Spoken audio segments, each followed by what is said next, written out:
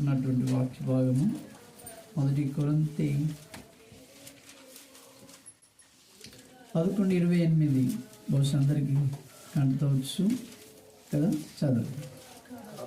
కాబట్టి ప్రతి మనుషుడు తను పరీక్షించుకుని అలా చేసి అలా తిని ఆ పాత్రలో ఉన్నది 4.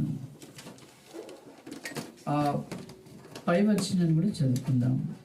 కాబట్టి ఎవడు అయోగ్యంగా ప్రభు యొక్క రొట్టెను తినడో లేక పాత్రలో త్రాగును వాడు ప్రభు యొక్క శరీరం గురించి రక్తము గురించి అపరాధి.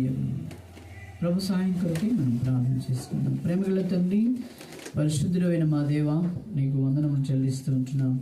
మీ శాశ్వతమైన ప్రేమతో ప్రేమించి మమ్మల్ని వెతికి రక్షించుకున్నారు. అంత మాత్రమే కాదు, నీ యొక్క రక్షణలో మమ్మల్ని ఆత్మీయమైనటువంటి సంఘంను, ఆత్మీయమైనటువంటి నీ వాక్యోపదేశకులను మాకు ఇచ్చి ప్రభా మేము నీ సన్నిధానంలో నీకు ఇష్టముగా జీవించట కొరకే మమ్మల్ని సిద్ధపరుస్తున్నావని విశ్వాసంతో నీ పాదములకు వస్తున్నాం. చదివిన వాక్యం ద్వారా మాతో మీరు మాట్లాడుతురండి. కృప చూపించు. సమయాన్ని మమ్మల్ని నన్ను నీ చేతులకు అప్పచెప్పు. యేసు నామములో స్తుతించి ప్రార్థిస్తున్నాం తండ్రి, ఆమేన్. దేవుని వాక్యంలో మనం చూసినట్టయితే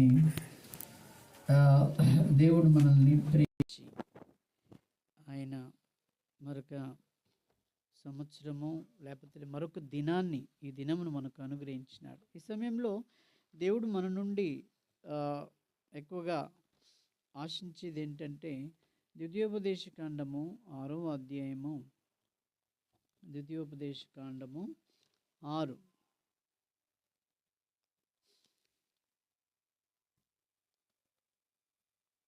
ద్వితీయోపదేశకాండము 6వ అధ్యాయము 6వ వచనం చదవండి. చాలు. నేడు నేను నీకు ఆజ్ఞాపించు ఈ మాటలు నీ హృదయంలో ఉండవలెను. దేవుడు ఆయన యొక్క ఆశ, ఆయన యొక్క ప్రేమ, ఆయన యొక్క మరి గొప్పతనం ఏంటంటే మరి ఆయన మాటలు, ఆయన ఆజ్ఞాపించిన ప్రతి మాట కూడా ఎక్కడ ఉండాలండి? మన హృదయంలో ఉండాలని ఆయన యొక్క ఆశ. మనకందరికీ ఒకటి తెలుసు, నేను చెప్పిన మాటను నువ్వు ఈ చెవితో విని ఈ చెవితో వదిలిపెడుతున్నావు, పంపిస్తున్నావు కదా. అలా ఇది లోక సంగతిలో, లోక విషయంలో అలా చేయాలి, మంచిదే. కానీ దైవికమైనటువంటి నియమం, దేవుని యొక్క మాటలు అవి ఎక్కడ ఉండాలండి? మన హృదయంలో ఉండాలి. దేవుడు సృష్టి అంతటిని సృష్టించినాడు, అందులో మానవుని సృష్టించినాడు. కానీ దేవుని యొక్క స్థలము, దేవుని యొక్క మాటలు ఎక్కడ ఉండాలని ఆయన యొక్క ఆశ అంటే అవి ఎక్కడ ఉండాలండి? హృదయంలో. మన హృదయంలో ఉండాలి. నువ్వెంత ఏది ఆయనకు దాంట్లో ఏమీ సంతోషం లేదు. కానీ ఎప్పుడైతే ఆయన మాటలను నీ హృదయంలో ఉంచుకొని నీవు ప్రవర్తిస్తావో, మెదులుతావో, అప్పుడు ఆయనకు ఇష్టమైనది. 119వ కీర్తన 119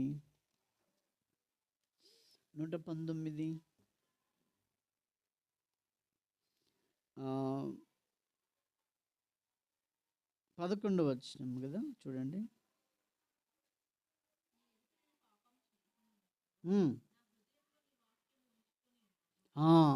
దేవుని ఎదుట మనము పాపము చేయకుండానట్లు, మనము పాపము చేయొద్దు అని అంటే దేవునికి వాక్యము మన హృదయంలో లేకపోతే అవలీలగా చేసేస్తామని. అది ఎవరైనా పర్లే, దేవునికి వాక్యము ఏం చేయాలండి? మన హృదయంలో ఉంచుకోవాలి. మన హృదయంలో దేవుని యొక్క మాటలు మన హృదయంలో ఉండాలండి. దేవుని యొక్క మాటలు మన హృదయంలో ఉండడానికి కొరకై నీకు ఆటంకము ఏదున్నా వాటిని తొలగించుకొని దేవుని వాక్యము నా హృదయంలో ఉండవలనన్నటువంటి గొప్ప ఆశ మనలో ఉండాలి. ఆ గొప్ప ఆశ మనలో ఉండాలి. అప్పుడు మాత్రమే ఆయన యొక్క వాక్యం నీ హృదయంలో ఉంటుంది. తర్వాత నీ జీవితము దేవుని కొరకై ఎలా ఉండాలంటే, ఆయన హత్తుకొని ఆయన సమర్పించుకున్నటువంటి ఆ విధానంలో మన జీవితము ఉండాలి దేవుని కొరకు. మ్యారేజ్ అయ్యేటప్పుడు చాలామంది గుర్తు చేస్తారు. ఏమనంటే ప్రసంగిల గ్రంథంలో ఉంటుంది, 3 పేటల త్రాడు అదేం కాదు, తెగదు. కాబట్టి వీళ్ళ ముడి, వీళ్ళ బంధము ఇలా ఉండాలని చెప్పేసి దాన్ని ఉదాహరణ చేసి చెప్తారు కదండి. నువ్వు ఎన్ని చెప్పు, అది పోయేది పోతుంది, ఉండేది ఉంటుంది. కానీ అది పోయి పక్కకు పెట్టు. కానీ ఈ అల్లకము, ఈ యొక్క బంధము, ఈ యొక్క మరి ఆయనతో ఐక్యత, ఇది నీ జీవితంలో, నా జీవితంలో ఉండాలి. ఆయనతో పెనవేసుకున్నటువంటి జీవితం, ఆయనతో కలిసి ఉండేటువంటి జీవితం, ఆయనతో ఐక్యపరుచుకునేటువంటి జీవితము, ఇది నా జీవితంలో ఇది నిత్యము ఉండాలని ప్రభువు ఇష్టపడుతుంటున్నారు. దాని కొరకే నువ్వు ఎంతైనా ప్రయాసపడు. మీకు తెలిసిన ఒక భక్తురాలు ఉండే, ఆమె పేరు ఫ్యానీ క్రాస్పీ అని ఒక ఆమె ఉంది, తెలుసా అండి? ఫ్యానీ క్రాస్పీ. ఆమె ఎవరంటే 6 నెలల్లో తను అందురాలుగా అయిపోయింది. 6 నెలల తన జన్మ 6 నెలల తర్వాత. ఇంకా దాని గురించి చాలా ఉన్నది చెప్తాను.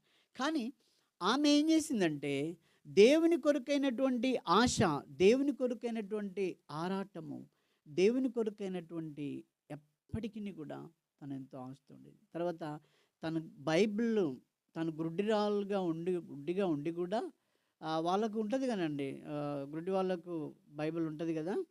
దాంట్లో తను ఏం చేసిందంటే, బైబిల్లో రూతు గ్రంథము, కీర్తనలు, సామెతలు, తర్వాత పరమగీతములు, క్రొత్త నిబంధనలు కొన్ని, వీటిని కంఠస్థం చేసిందట.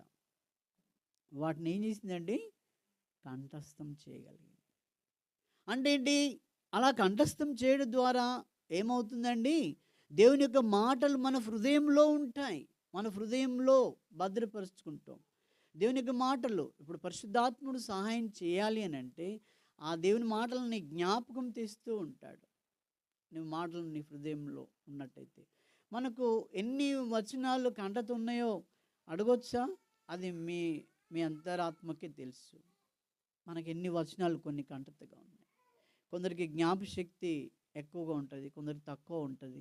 దాంట్లో ఏమీ వ్యత్యాసం ఏం లేదు. కానీ ఒక మాట అయినా చాలండి నీ ఆత్మీయ జీవితాన్ని ఆయన కొరకు నువ్వు దగ్గరగా ఉండడానికి కొరకై. అర్థమైందా? మీకు చాలాసార్లు చెప్పాను నేను. ఏమనంటే ఒక ఆమె, మేము యూత్లో ఉన్నప్పుడు, మేము అప్పుడు తిరుగుతున్నప్పుడు, ఒక సహోదరి మరి బైబిల్ క్విజ్కి వెళ్తూ ఉండేవాళ్ళం. ఆ చర్చ్ తరఫున వెళ్తున్నప్పుడు జనగామే ఫస్ట్ కొట్టుకొచ్చేది. ఎవరితో అంటే ఆ అమ్మాయితోటే. ఇంత ఫస్ట్, అన్నీ ఎక్కడ పోయినా ఫస్ట్. ఆదికాండం మొదలుకొని ప్రకటన వరకు మరి తను ప్రశ్నలు జవాబులు అన్నీ కూడా ఆమె చెప్తూ ఉండేది. మాకు రాకపోయేది అని. అయితే ఎంత వాక్యం ఎంత చెప్తుంది కదా, ఎంత అని చెప్పేసి, ఎంత భక్తురాలు అన్నట్టుగా ఉంటుంది కదా అండి వాక్యం బాగా చెప్తే. ఎంత అని అట్లా ఆశిస్తూ అట్లా ఉంటే చాలా భక్తి కలిగినటువంటి అక్క. అంటే లాస్ట్కు మేము చూసేసరికి ఏమైందంటే, మాకు చెప్పకుండానే జీలకర్ర బెల్లం పెట్టి పెళ్లి చేసుకుంది. అర్థమైందా? దేవుని వాక్యము నీ హృదయంలో నిజముగా నీలో ఉన్నట్టయితే, ఏ పాపము చేయకుండా నిన్ను అదేం చేస్తుందండి? కాపాడుతుంది. అదే అన్నాడు కదా, అది 119లో అన్నాడు కదా, ఏమన్నాడు? నీ ఎదుట నేను పాపం చేయకుండానట్లు నా హృదయంలో నీ వాక్యము ఉంచుకొని ఉన్నాను. ఆ ఉదాహరణ ఎందుకు చెప్పానంటే, బైబిల్ అంతా కంటతున్నా కూడా నువ్వు నష్టపోవడం కాదు. బైబిల్ అంతా కంటత నీకు ఆశ ఉంటే చేసుకో, మంచిదే. ఒక వాక్యమైనా చాలు. నీవు దేవుని కొరకు ప్రత్యేకమైన జీవితం జీవించడం, అది చాలా ప్రాముఖ్యం. దేవుని కొరకు, దేవుని సన్నిధిలో మనము మరి పాపంలో పడకుండానట్లు ఆ ఒక్క వాక్యమైనా చాలు. మనకు ఇంకొక శాస్త్రం తెలిసి ఏంటంటే, ఇప్పుడు 100 కిలోలు లేదా 50 కిలోలు 20 కిలోలు 1 కిలో అన్నం వండినా అది ఉడికిందని చూడడానికి ఎంత బట్టి చూస్తారు మీరు? ఒకటే కదా. ఒకదాన్ని బట్టి చూస్తే ఏమవుతుంది? అన్నమంతా ఉడికిందని తెలిసిపోతుంది మీకు. అర్థమైందండి? నీ ఆత్మీయ జీవితానికి నువ్వు దేవుని యందు భయభక్తులు కలిగి ఉండడానికి, దేవుడంటే భయంతో ఉండడానికి కొరకై ఎంత కావాలి? ఇదంతా కావాలా నీకు? చెప్పండి. ఇదంతా అయితే ఇంకా మంచిదే, కానీ ఒక్కటైనా చాలు. ఒక్క మాట చాలండి. నీ భక్తి జీవితం నమ్మకంగా మరి ప్రభు కొరకై జీవించడానికి కొరకై. కాబట్టి తర్వాత ఇంకా ఏమన్నాడు? 119:2లో ఏమంటాడు చూడండి.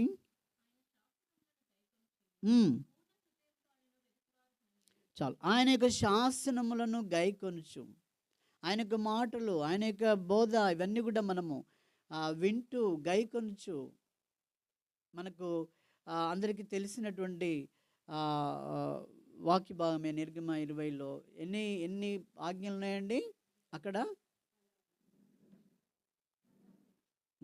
అక్కడ మనం ఎక్కువగా ఎన్ని ఉన్నాయని ధ్యానం చేస్తాం, దాన్ని రాసి పెడతాం. 10 ఆజ్ఞలను పెట్టుకుంటాం పాత నిబంధనలు. క్రొత్త నిబంధనలకు వచ్చేసరికి ఎన్ని ఆజ్ఞలు వచ్చాయి? 2 వచ్చాయి. 2. ఈ 2 ఆజ్ఞలను మనము ఏం చేయాలండి? పాటిస్తూ ఉండాలని ప్రభు యొక్క ఆశ. అందుకే అంటాడు, పూర్ణ హృదయంతో ఆయన వెతుకువారు అనే శాస్త్రంలో గైకొనుచు. ఈ 2 ఇచ్చాడు. పూర్ణ హృదయంతో ఆయన వెతకాలి, పూర్ణ శాంతితో. ఆ తర్వాత అంత మాత్రమే కాకుండా దేవునికి మాటలు మనలో ఉన్నప్పుడు ఎలా ఉండాలన్నట? ఇక్కడ చెప్పాడు చూడండి, గలతీలు రాసిన పత్రిక, గలతీ 5వ అధ్యాయము, గలతీ 5వ అధ్యాయము, గలతీ 5:13 వచనం చూడండి.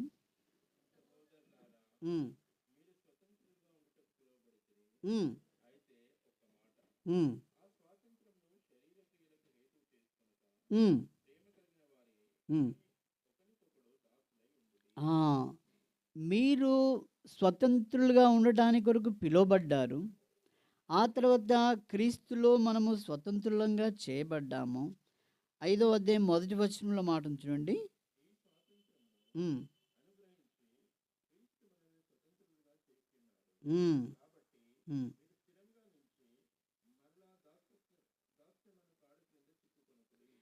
దేవుడు క్రీస్తునందు మనల్ని ఎలా చేశాడండి? స్వతంత్రులుగా చేశాడు. ఇందుకు మనం ఆరాధనలో చూసాము, మనం అన్ని జనాంగంగా ఉన్నప్పుడు ఆయన యొక్క మాటలు, ఆయన సంగతి మనకేం తెలియదు. ఎప్పుడైతే ఆయన బిడ్డలంగా మనం చేయబడ్డామో అప్పుడు మనము ఏం కావాలండి? మన హృదయంలో దేని చేత నింపబడుతూ రావాలి? మన హృదయము చెప్పండి, దేవుని యొక్క మాటల చేత మనం నింపబడుతూ రావాలి. దేవుని యొక్క మాటలు మనము నింపబడుతూ ఉన్నప్పుడు మనం ఏం చేస్తాము? ఎక్కడ మరి కుడికి కానీ ఎడమకు కానీ తొలగిపోకుండానట్లు ఆ మాటలు మనకు ఏం చేస్తాయండి? సహాయపడతాయి. దేవుని మాటలేం కనుక నీ హృదయం నా హృదయంలో లేకపోతే మనము ఏం చేస్తాం? ఏదో ఉండే అని అనుకుంటాం కదండి.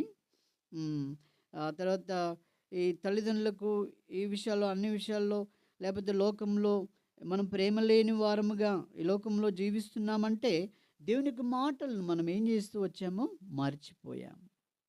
దేవుని మాటలు మర్చిపోవడానికి కాదు, దేవుని మాటలు మన హృదయంలో ఎప్పటికీ కూడా ఏం చేస్తూ రావాలండి? భద్రపరచుకోవాలి. ఎప్పటికీ కూడా మన హృదయంలో అవి నెమరు వేస్తూ ఉండాలని ఆయన యొక్క ఆశ. కాబట్టి మనం దేవుని మాటలు ఎక్కువగా ధ్యానం చేస్తూ ఉండాలి, జ్ఞాపకం చేస్తుండాలి. ఇంకేమన్నాడంటే మత్తయి సువార్త 12వ అధ్యాయము, మత్తయి సువార్త 12వ అధ్యాయము,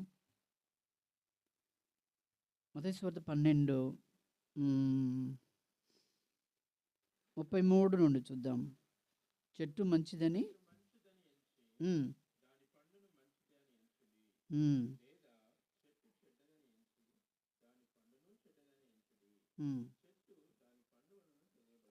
చాలు. చెట్టు దేని వలన తెలియబడుతుంది? దాని పండు వలన తెలియబడుతుంది.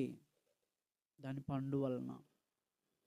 ఇప్పుడు చేదైనటువంటి, శాపగ్రస్తమైనటువంటి, అన్యజనాంగంగా ఉన్నటువంటి మనల్ని అనగా ఒకవేళ మనం చెట్టే అనుకుందాం, ఈ చెట్టును దేవుడు ఏం చేశాడండి? మార్చివేశాడు. ఆ చెట్టును అప్పుడు ఆ చెట్టులో ఉన్నప్పుడు ఏమొచ్చేదంటే చేదు అన్నీ వచ్చేటి. మనకు కొన్ని చేదువి కూడా చెట్లు ఉంటాయి. ఎట్లాగంటే మునక్కాయ తీసుకోండి. ఒక చెట్టు మునక్కాయ ఎలా ఉంటుందండి? చేదు ఉంటుంది. ఆ చెట్టు జోలికే పోము మనం. ఆ చెట్టు దాన్ని ఒకసారి చూస్తాం అన్నట్టు. ఆ చెట్టు జోలికే వెళ్ళం. మంచిదైతే ఒక్కటనే కనబడుతుంది మనకు.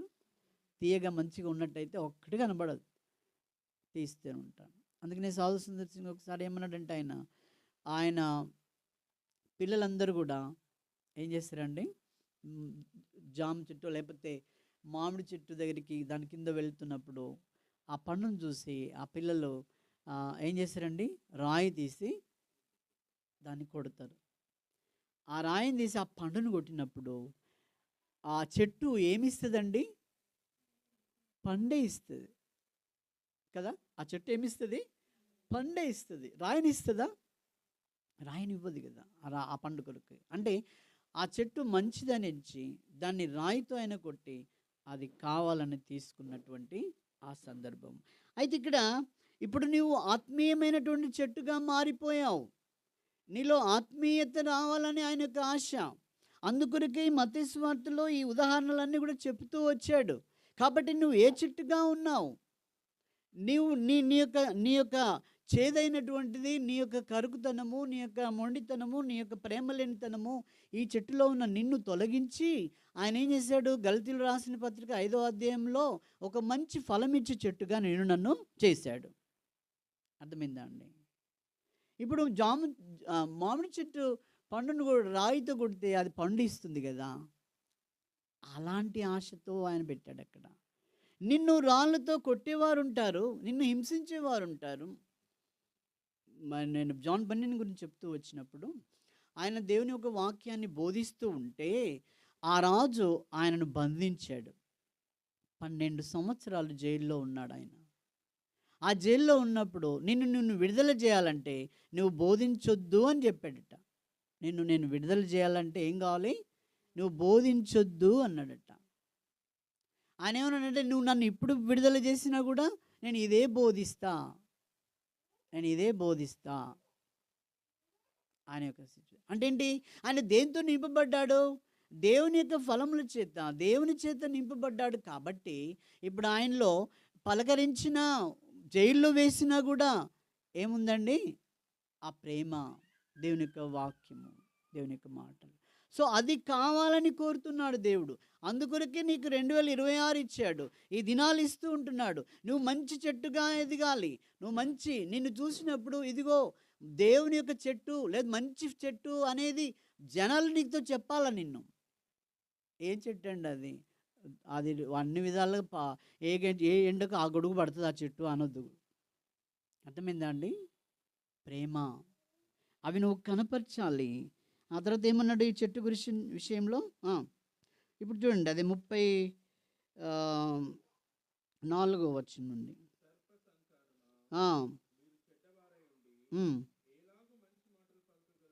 సర్ప సంతానంలో నుండి మంచి మాటలు వస్తాయండి.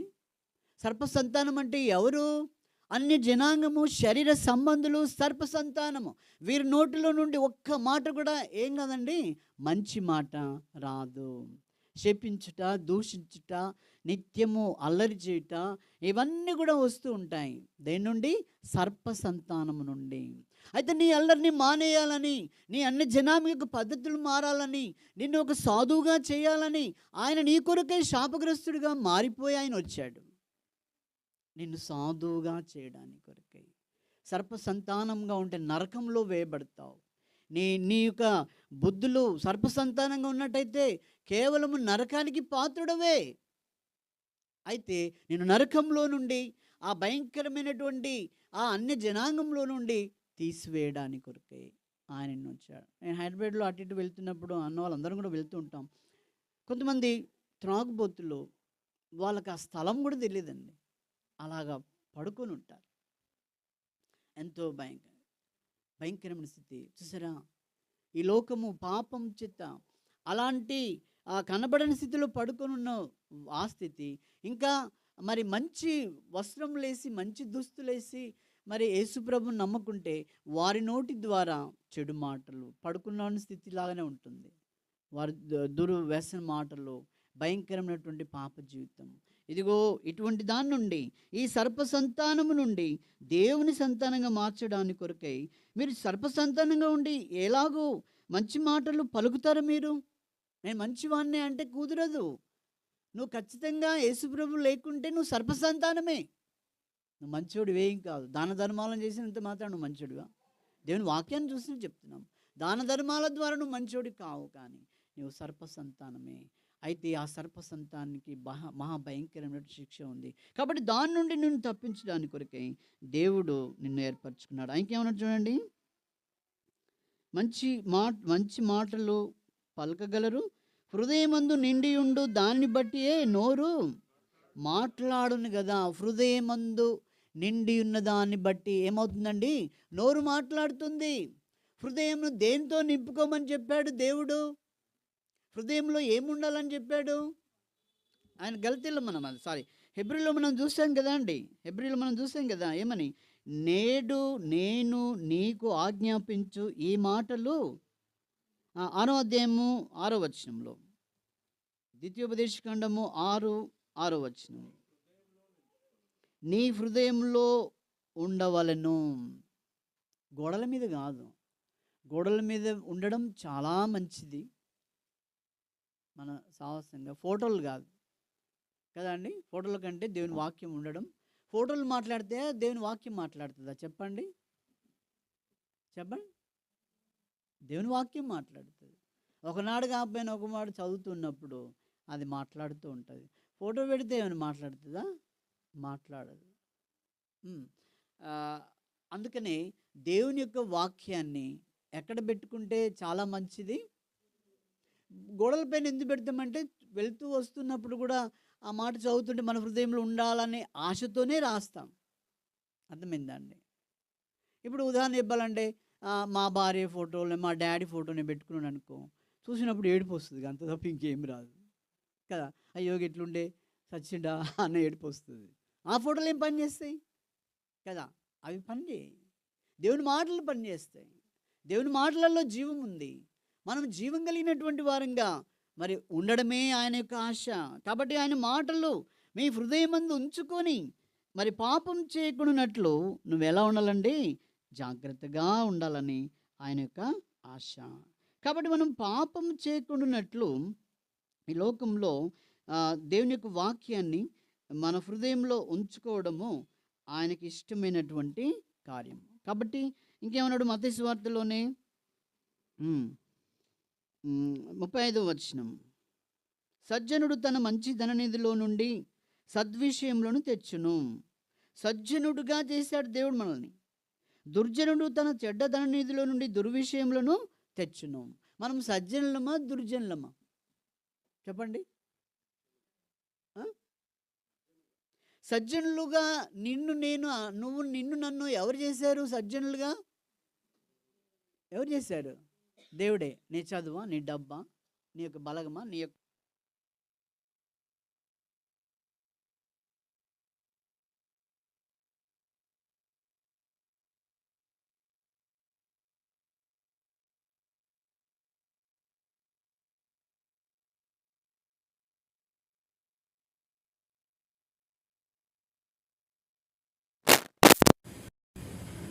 ఎందుకంటే నీలో నుండి మంచి ఫలములు రావాలని. గలతీయులకు రాసిన పత్రిక 5వ అధ్యాయం మనం చూస్తే తెలుసు కదా, కంటతో వస్తాయి కదా అవి: ప్రేమ, సంతోషము, సమాధానము, దీర్ఘశాంతము, మంచితనము, విశ్వాసము, సాత్వికము, ఆశా నిగ్రహము. ఇవన్నీ ఏ చెట్టును నుండి రావాలి? ఇప్పుడు సజ్జనుడుగా అయినటువంటి మంచి చెట్టు. ఇప్పుడు సజ్జనుడు మంచి చెట్టు అని ఎవరిలో ఉండాలని ఆయన చూస్తున్నాడు? మనలో. ఎందుకంటే సర్ప సంతానం నుండి, చెడ్డ ఫలములు ఇచ్చే చెట్టు నుండి నిన్ను తొలగించి ఇప్పుడు ఏం చేశాడండి?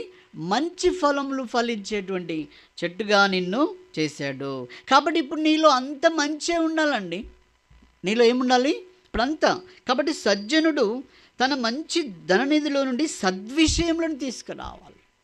సజ్జనుడు ఏం చేయాలి? సద్విషయం. మన దగ్గర చుట్టుపక్కల వాళ్ళందరూ మరి సజ్జనులు కారు. వారు ఎవరంటే దుర్జనులు. వాళ్ళు వచ్చి మనల్ని దుర్బీజం వేస్తారు మనలో. ఏమనంటే గది గట్లవ్వా, గిది గిట్లవ్వా, వీడిట్లవ్వా, వాడు అంత ఆస్తి సంపాదించడు, వాడు ఇటుకి బంగారం ఇటుకలతో ఇల్లు కడుతుండు, నువ్వు ఏమి ఇటుక కూడా లేదని ఎన్ని రకాలుగా ఈ దుర్జనుడు దుర్బీజంలో నీలో వేస్తూ ఉంటాడు. అప్పుడు నువ్వు గ్రహించాలి, నేను సజ్జనుడును, దేవుని వాక్యము నా హృదయంలో ఉండాలి. దేవుని వాక్యము ద్వారా నేనేం చేయాలండి? కట్టబడుతూ రావాలి. దేవుని వాక్యమే ప్రాముఖ్యమైనది, దేవుని మాటలే ప్రాముఖ్యమైనదని నీ హృదయంలో దేవుని మాటలు నువ్వేం చేయాలండి? భద్రపరచుకోవాలి. అందుకే ఆయన మాటలు గోడల మీద కాదు, ఎక్కడ ఉండాలని చెప్తున్నామో? నీ హృదయంలో ఉండాలి, నీ హృదయంలో ఉండాలి. ఫ్యానిక్ రాసి ఆమె ఏం చేసిందంటే, నాకు అపవిత్రతలో లేకపోతే విశ్వాసం నుండి తొలగిపోయేటువంటి ఏది వస్తున్నా దాని నుండి తను దూరంగా ఉండేదట. అర్థమైందండి ఈ మాట? అపవిత్రత. మీకు మంచి ఉదాహరణ చెప్పాలంటే, అర్థం కావాలంటే చెప్తాను. ఇప్పుడు ఎంసీహెచ్ చెత్తకుండి ఉంటుంది కదా, చెత్తకుండి, దాంట్లో భయంకరమైనటువంటి దుర్వాసన వస్తుంది అనుకోండి. ఎందులో? చెత్తలో. దాని పక్క నుండి నువ్వు వెళ్తావా? వెళ్తాం? మనం వెళ్ళాం. ఎక్కడి నుండి వెళ్తాం? చాలా దూరం నుండి వెళ్తాం. అంటే దారి లేకపోతే దూరము, ఒకవేళ దారి ఉంటే ఆ దారికి వెళ్ళకుండా వేరే దారి నుండి వెళ్ళిపోతాం.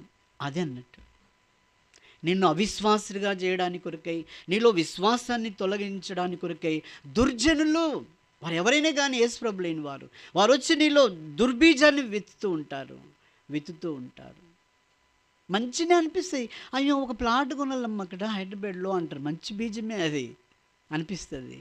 కానీ నువ్వేం చేయాలి? అందుకనే మరి ఆలేరులో ఒక కుటుంబం ఏం చేసిందంటే, తల్లిదండ్రులను మ్యారేజ్ అయిన తర్వాత తల్లిదండ్రులను దూరం పెట్టేసి మనం హాయిగా ఉందామని చెప్పేసి హైదరాబాద్లో ఉంటూ వచ్చారు. అయితే తల్లిదండ్రులకు వేరుగా ఉండడం చాలా మంచిదే, కానీ ఆలోచనలలో వేరుగా ఉండడం. ఎందుకంటే భార్య భర్తలను హత్తుకోమని దేవుడు చెప్పాడు, హత్తుకొని ఉండాలి అంతే. వాళ్ళు తలంపులలో మరి పెద్దలను ఇవన్నీ సహకరించక వాళ్ళు వెళ్ళారు. తలంపులు పెద్దలతో అందరితో సహకరించాలని తలంపులలో హత్తుకోమని చెప్పలే భార్య భర్తలను, వారి శరీరాన్ని హత్తుకోమన్నాడు. అర్థమైందండి? అప్పుడు ఏమైందంటే వాళ్ళు వెళ్ళిపోయారు. వాళ్ళు ఇష్టం ఉన్నట్టు కొని బాకీలు చేశారు, బాకీలు తీర్చలేక. ఇప్పుడు ఒకవేళ భార్య భర్తలు తల్లిదండ్రుల దగ్గర ఉంటే ఇది కొంటా అంటే ఈ పెద్దలు, ఈ ముసలోళ్ళు వద్దంటారు. వాళ్ళకి ఎట్లుంటుంది ఆ సంభాషణ?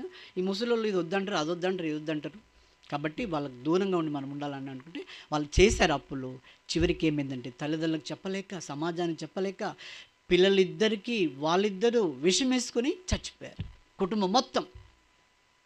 ఎంత భయంకరమైన స్థితి కదండి. కాబట్టి దేవుని యొక్క మాటలు మన హృదయంలో ఉండి మంచి ఫలములు ఫలించేటువంటి వారుగా దుర్బీజములు వస్తూ ఉంటాయి. వాటన్నిటిలో నుండి మనం ఏం చేయాలి? తప్పించుకోవడానికి మనం చూడాలా. అందుకని అన్నాడు ఇక్కడ ఏమన్నాడు? ఇక్కడ 35వ వచనంలో, సజ్జనుడు తన మంచి ధననిధిలో నుండి సద్విషయములు తెచ్చును. అంటే మంచి మాటలే రావాలి, నీలో నుండి మంచి రావాలి. ఒకసారి పాస్టర్ గారు ఏమన్నాడు అంటే, నన్ను మీకు చెప్పాను చాలాసార్లు, మళ్ళీ పాస్టర్ ఏమన్నాడంటే, ఆయన చిన్న అప్పుడప్పుడే చర్చికి వెళ్తున్నప్పుడు ఆయన ఒక మాట అనేవాడు, ఏమయ్యా నీకు ఒక్క పాట దేవుని పాట రాదా అనేది. ఎందుకంటే ఊరికి సినిమా పాటలు పాడేది నేను బాగా. మొన్నటి దినం ఒక బర్త్డే ప్రోగ్రామ్ అయింది, అక్కడికి మా చిన్నతనంలో ఉన్నటువంటి స్నేహితులు వచ్చారు. వస్తే ఇప్పుడు దేవుని పాటలు పాడుతుంటే వాళ్ళు చూసి నా దగ్గరికి వచ్చి వాళ్ళు ఏమన్నారంటే, బాగా చేస్తున్నావు కదా భజన, చిన్నప్పుడేమో అట్లా పాడినావు కదా, బాగుంది అని చెప్పేసి వాళ్ళు నేను చిన్నప్పుడు పాడిన పాటలను గుర్తు చేశారండి. వాళ్ళు మైకులు పట్టుకొని ఎక్కడ ప్రోగ్రామ్ అయితే అక్కడ వాళ్ళు ఏమన్నారంటే, నువ్వు పాడేది తర్వాత ఆ పాటను నిన్ను పిలిపించుకొని మేము పాడిపించుకునేది అని అలా చెప్తూ వచ్చారు. అప్పుడు ఒక్క పాట కూడా ఆంధ్రప్రదేశ్ కీర్తన తెలియదు, సియోని గీతం తెలియదు, ఏం తెలియదు నాకు. అప్పుడు సినిమా పాటలు తప్ప ఒక్క పాట కూడా తెలియపోయేది. అయితే ఇది నీకు తెలియదా? అప్పుడు ఎలా ఉన్నాను నేను? మరి దుర్బీజంతో ఉన్నవారు ఎలా ఉంటాయండి? దుర్బీజంతో ఉన్నవారికి ఎలా ఉంటుందట? దుర్బీజంలే వస్తాయి బయటికి. దుర్జనుడు తన చెడ్డ ధననిధిలో నుండి ఏం తెస్తాడు? దుర్విషయంలోనే తెస్తాడు. అలాగ దుర్విషయంలో వచ్చేది. ఇంకా ఇంకా చెప్పాలంటే చాలా విషయాలు అనుకోండి. అయితే ఇప్పుడు క్రీస్తు మనల్ని ఏం చేశాడంటే ఆయన సజ్జనుడిగా చేశాడు. కాబట్టి ఇప్పుడు ఏమైందంటే నేను చిన్నప్పుడు పాడిన పాట ఆయన మొన్న నాకు గుర్తు చేసేదాకా ఆ పాట మర్చిపోయినా నేను. ఆ పాట మీకు తెలుసో తెలియదు, చక్కనయ్యా చందమామ ఎక్కడున్నావు నీవు లేక దిక్కులేని వారమయ్యామని బిడ్డలు ఆ తండ్రి కొరకు పాడతారు. తర్వాత ఇంకోటి ఏంటంటే అమ్మ చూడాలి నిన్ను నాన్నను చూడాలి అనేటువంటి ఆ సాంగ్స్ అట్లా బాగా పాడుతూ ఉండేది. మా మామ కూడా బాగా పాడుతుండేది, ఘంటసాల మా మామ. ఆయన ఇక అసలు ఆయన పాడితే సీడీ ఘంటసాల తీసిండ్రా అన్నట్టే అట్లా వచ్చేది అన్నట్టు ఆయనది. అన్నీ అదేంటి సినిమా పాటలు ఇవన్నీ పాడుకుంటూ తిరుగుతుండేది. ఎందుకంటే ప్రభువు లేడు కాబట్టి, సర్ప సంతానంగా ఉన్నాం కాబట్టి. ఎప్పుడైతే సర్ప సంతానం నుండి దేవుడు విమోచించినాడో ఇప్పుడు మంచి సజ్జనుడిగా మరి చేసి ఉంటున్నాడు. ఇప్పుడు దేవుని యొక్క మాటలు మనల్ని తిట్టేవారు. ఇప్పుడు చూడండి, జాన్ బన్యన్ దేవుని మాటలు చెప్తుంటే జైల్లో వేయబడ్డాడు. 12 ఏండ్లు ఉన్నాడు ఆయన దేవుని మాటలు చెప్తుంటే కదా అండి.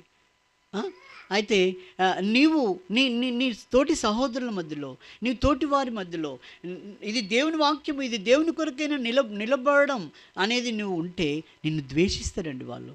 అలా ద్వేషిస్తుండ్రా నిన్ను? నువ్వు మంచి అటున్నావు ఇటున్నావు మంచి నువ్వు అన్నట్టే ఉంటుంది మనది కదా అండి. మనది ఎట్లుంటుంది? అటు ఇటు మంచి. నువ్వు ద్వేషింపబడాలి. దేవుని మాటలలో దేవుని సాక్షిగా నువ్వు నిలబడుతూ ఏమి అసలు నీతో పంచుకోవడానికే లేదు, నువ్వేమైనా దేవుడు అంటావు అనాలా. లోకరీతిగా పంచుకోవడానికి వస్తుంటారు. కాబట్టి జాగ్రత్త అంటున్నాడు. తర్వాత ఏమన్నాడు ఇక్కడ చూడండి, 36వ వచనం, నేను మీతో చెప్పినది ఏమనగా మనుషుల పలుకు వ్యర్థమైన ప్రతి మాటను గూర్చి విమర్శ దినమున లెక్క చెప్పవలసి ఉండును. ఇప్పుడు మనం లెక్క చెప్పాలండి. దేవుని బిడ్డలంగా అయిన తర్వాత మనం లెక్క చెప్పాలి. అంతకుముందు లెక్కను దేవుడు కొట్టేస్తాడు యేసుప్రభునికి వచ్చి.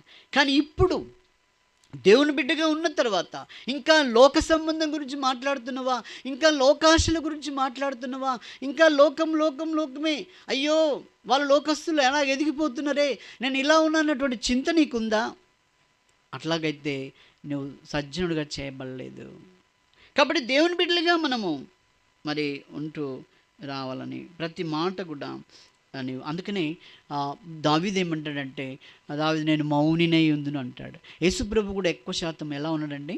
మౌనంగా ఉన్నాడు.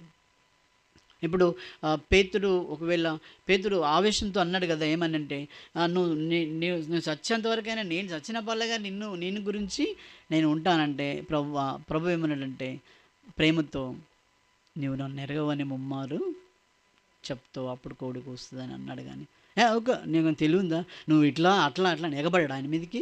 పేతురు నువ్వు అట్లా అంటావు తెలుసు, నీ సంగతి నాకు తెలుసు అని అట్లా అన్నాడా? అలాగనలే, నాకు తెలుసు ఇస్కరియోతు యూదా నువ్వేమై ఉన్నావో నాకు తెలుసు. అయినా నువ్వు ఇటువంటి దానివి అటువంటి దానివని ఆ అమ్మతో కూడా అనలే. అమ్మ ఎవరైనా నిన్ను శిక్షించారా అన్నట్టు కదా. కాబట్టి ఆ ప్రేమతో ఆ మాటలు చెప్తా ఆయన నింపబడ్డాడు.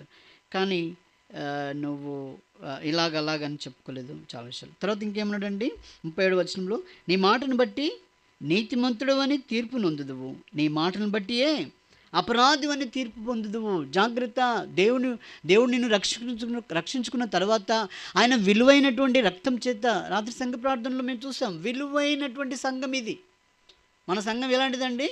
విలువైనటువంటిది. దేని చేత కొనబడింది? ఇది క్రీస్తు యొక్క రక్తం చేత కొనబడినటువంటి సంఘము. ఈ సంఘంలో ఏముండాలండి? నీ మాటలు చాలా జాగ్రత్తగా ఉండాలి అంటున్నాడు. నీ మాటలు ఏమై ఉండాలట? జాగ్రత్తగా ఉండాలి. ప్రభువును గణపరిచేదిగా ఉండాలి, ప్రభువును ఆరాధించేదిగా ఉండాలి. నిన్ను ఎవరైనా ఏమి నీ మీద రాళ్ళు వేస్తున్నా, నీ మీద అబద్ధంగా చెడ్డ మాటలు పలుకుతున్నా, నీ మీద ఎన్నో విధాలుగా చేస్తున్నా, ఇప్పుడు నువ్వు ఏ చెట్టుగా మారిపోయినావు? ప్రేమ ఫలములను ఇచ్చే చెట్టుగా నువ్వు మారిపోయినావు. లోకంలో ఉన్నందరికీ, ఈ దుర్జనులందరికీ ఆశలు ఎక్కువ. దేవుడు నీకు ఏమి ఇచ్చాడండి? ఆశా నిగ్రహం ఇచ్చాడు.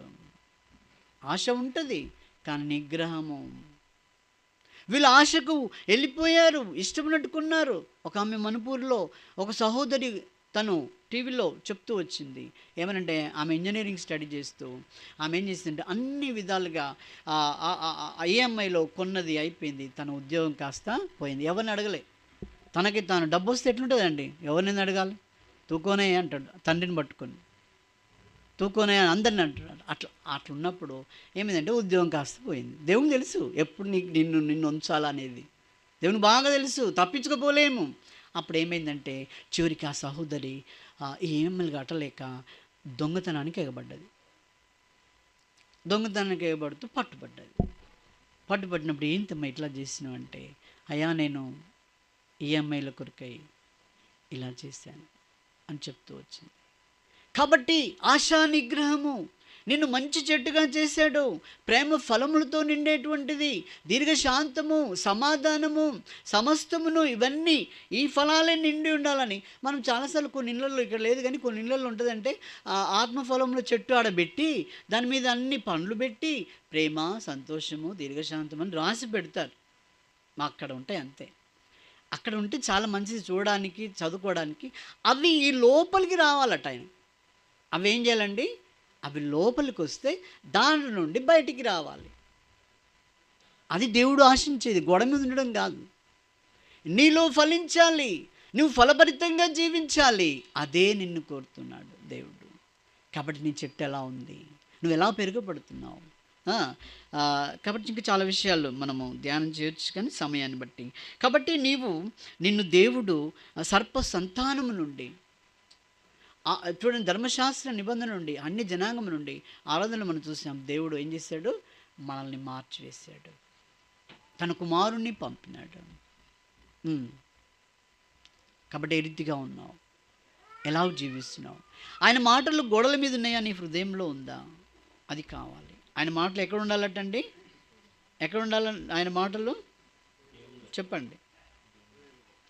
నీ హృదయంలో ఉండాలి.